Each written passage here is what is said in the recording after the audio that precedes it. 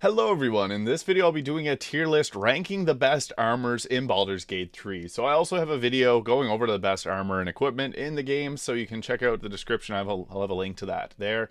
But yeah, first things first, we just have the regular old breastplate, which is a heavy armor. It's not too bad, but I'm going to put it in the D tier because it is not the greatest compared to everything else here. So yeah, D tier. Now we got Jaheira's robes here. I want to put these in the C tier. They're also pretty terrible, but they're cool looking. So that gets some points, I guess. We'll put it above the D tier there. You get this when you recruit Jaheira, so it's her robes. They look pretty fancy. Now we got the adamantine armors here. So these are really great options, honestly. I think the medium armor I'm going to put in the A tier, and then the heavy armor I would probably put S tier. The reason I'm putting that in the S tier is because you get these armors really early on in the game compared to a lot of the other options, so it can be useful for pretty much the entire life of it. The nice thing too is it's whenever the targets attack you, they get sent reeling for one turn, which is nice because that means they have a lower chance of hitting an attack. It reduces their attack rolls by 1. So it has a nice little benefit, and you take 2 less damage. So they're pretty great because you can get them so early on, and they do look pretty fancy as well. It's kind of like the mithril armor from some other games.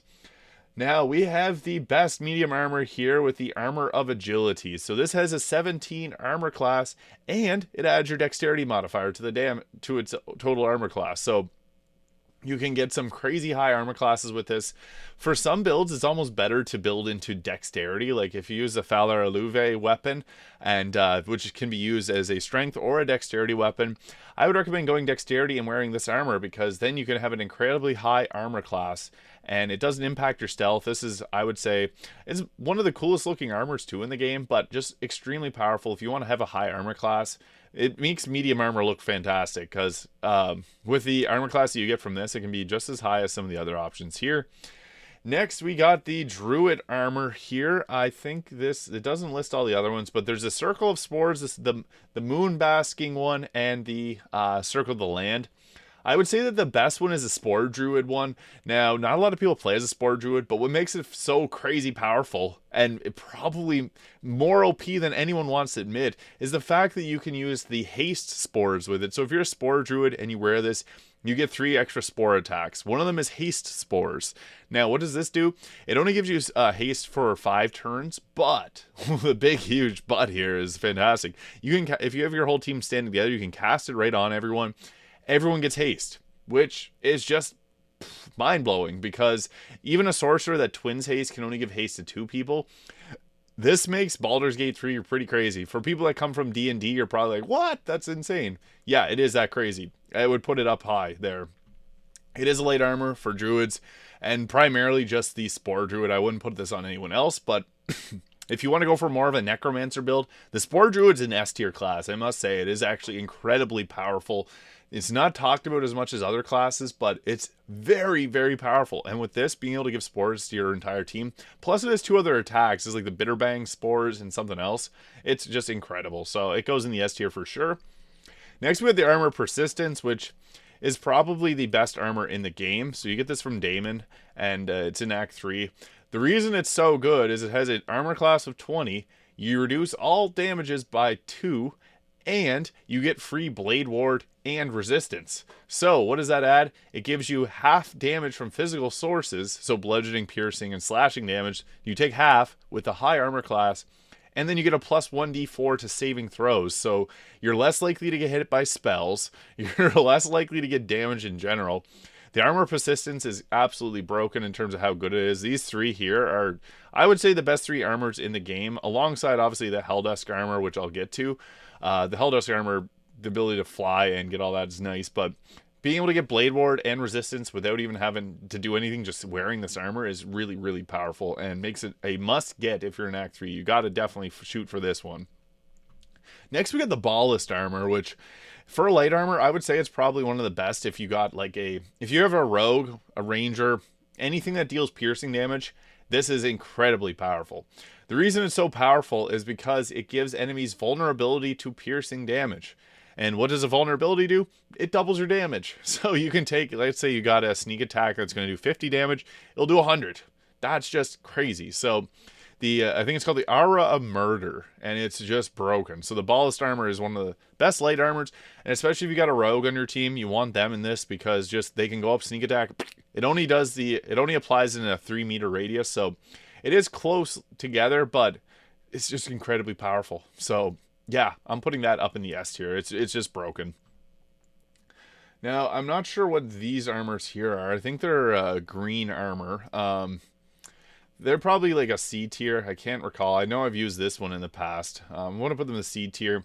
We got this here. This is the breastplate plus one, I believe, is a different version of that breastplate there. It's pretty good late. Like, I think you get this like mid game. It's pretty decent for just overall defense. It could go B tier or somewhere around there.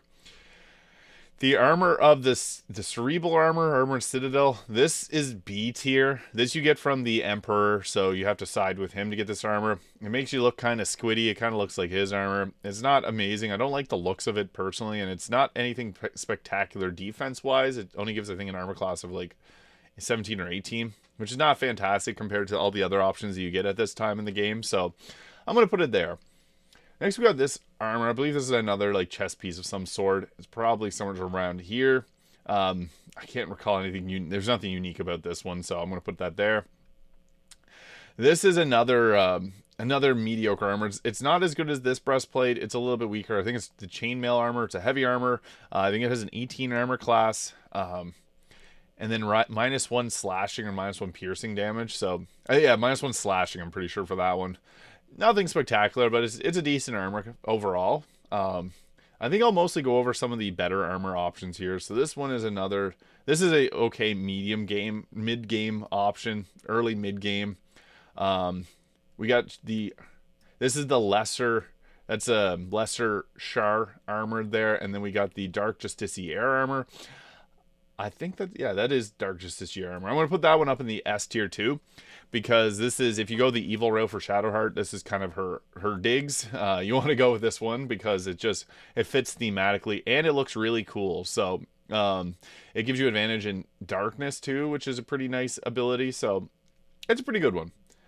Next, I guess we'll go with the Spider Weave. This is a really great early game option. We'll put that in the A tier. It's a good light armor for, I had it on my sorcerer for one of my playthroughs. This can be gotten from Minthara.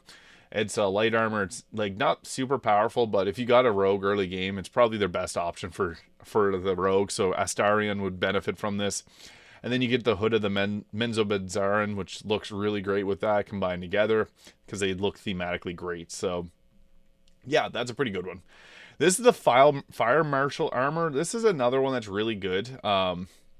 It's not the best in class at what it does, but it gives you resistance to fire damage, which is nice, and it has a pretty decent armor class to boot, so I'll put that up in the A tier.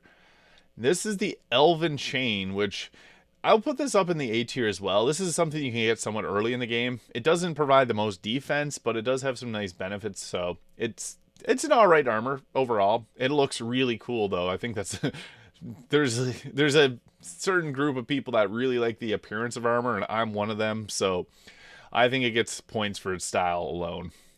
Next, we got the Fire armor of the Fire. It's the armor you get in Act 3. Compared to the other options that you can get in Act 3, it's probably a B tier option. It's not fantastic. It lacks where other armors just succeed well. Like this one here, which is another style breastplate. It's just better than that one overall. And well, these ones are pretty easy to get. I don't like wearing the Firewatch guard stuff, so yeah, I'm going to put that into the B tier. Another Splint Mail, kind of similar vibe. I'll put that around here. But the Helldusk armor, that's the one that I wanted to get to. This is another S tier. It's probably the true best armor in the game. It's the only legendary armor that you can get. And what's so nice about it is it gives you proficiency in heavy armor. So if you got someone that's like weak and scrawny like Gale, I love Gale, but throw this on him. It gives him really nice armor class. He doesn't need to be proficient in it. He can stay as a wizard, and he can still resist big amounts of damage. So it's huge. It has the highest armor class out of all the armors in the game. And it gives you a teleport. And it gives you a fly. There's other armor that's similar that'll give you the teleport. So the Helldusk gauntlets go along with it very well. It looks pretty cool too. So if you had a Necromancer, I'd put them in this armor. It just looks fantastic on them. This is the Raging Berserker armor. I think it's something along the lines of that. This is great for Karlach early on in the game if you have something, but her best, I would say, this armor here is a little bit better. This looks like it was made for Karlach, and you get it from Daemon. It's pretty much made for her. She looks fantastic, and I think that's like the iconic armor for Karlach, so we're going to go with that one there. And I guess Get the Yankee Plate is okay. The better armors in the game. A lot of these all just go into this D tier here. They're just better options out there. The leather armor, you're going to get a billion of these in your playthrough. I guess next, the Helldusk armor. This is a really great option for defense. The flawed Helldusk armor is great too, but this will deal fire damage to attackers, so that's just a nice benefit to have. And the Reaper's Embrace armor, which is gotten at the end of Act 2. This is, everyone wears this armor because it's one of the ones that you just can't skip. You get it no matter what.